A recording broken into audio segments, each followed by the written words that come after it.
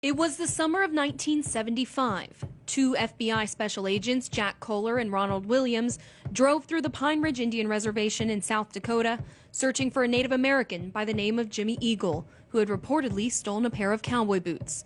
Tensions were high on the reservation, and a shootout ensued. The day was detailed in a documentary, Incident at Oglala. You could tell by the radio transmissions that he was terrified and afraid.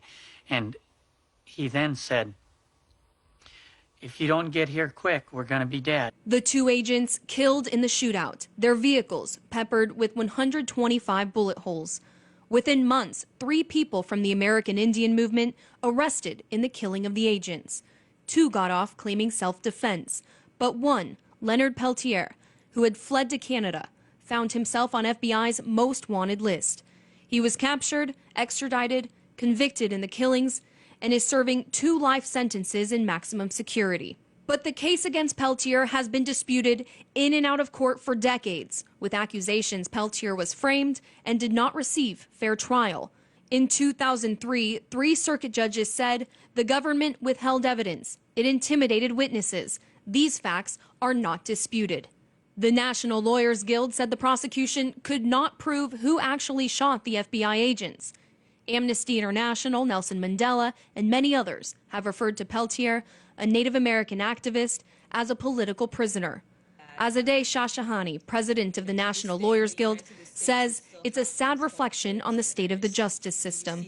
The United States all the time makes pronouncements about the state of human rights in other countries, and the State Department issues reports condemning the human rights situations elsewhere in the world. But then, when it comes to highlighting what happens here and the fact that we do have political prisoners in this country, somehow there is, complete ignorance on the part of obviously our politicians and mainstream media.